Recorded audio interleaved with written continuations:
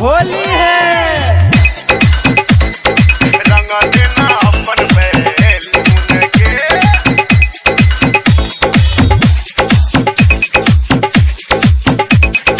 रंग देना अपन बैलून के।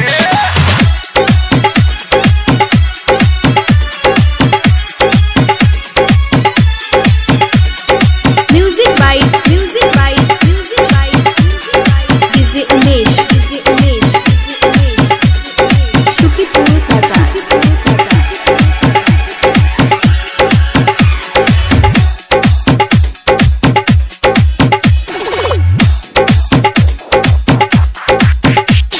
यार सरंगले तू भतार सरंगले, क्या बोला? यार सरंगले तू भतार सरंगले, चल हट। रंग देना हमरो तू सुन गे, हाँ रंग देना हमरो तू सुन गे। ओके। ऊपर वाला दुनु बैलून गे, हाँ ऊपर वाला दुनु बैलून गे, रंग देना अपन बैलून गे, रंग देना अपन बैलून के,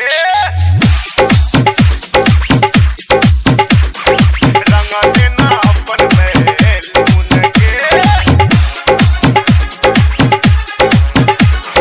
Music by DJ Umesh, Shukipur Bazaar.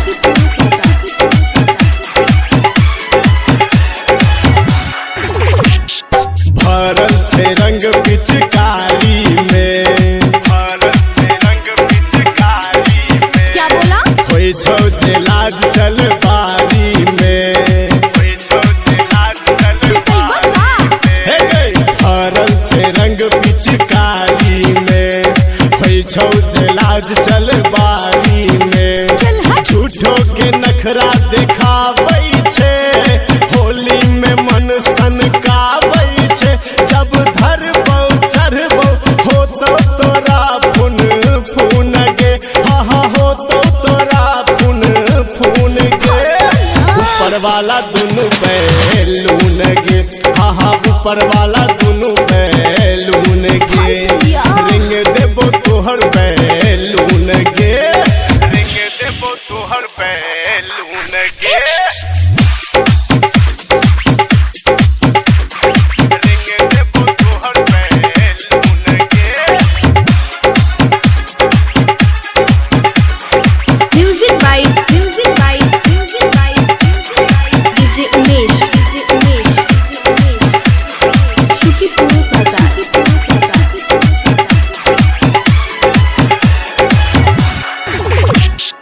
Writer Komal कहो साचे के, राइटर कोमल कहो साचे के, होली में खूब तू नाचै छे। होली में खूब तू नाचै छे। हे गे राइटर कोमल कहो साचे के, होली में खूब तू नाचै छे। डीजे सरवन कहो साचे के, मुकेश के गाना पर नाचै छे। भांग चढ़ तो रगर तो कह दे तो वॉल्यूम फूल गे, हाँ कह दे तो वॉल्यूम फूल गे। ऊपर वाला दुनु बैलून गे, क्या बोला? हाँ ऊपर वाला दुनु बैलून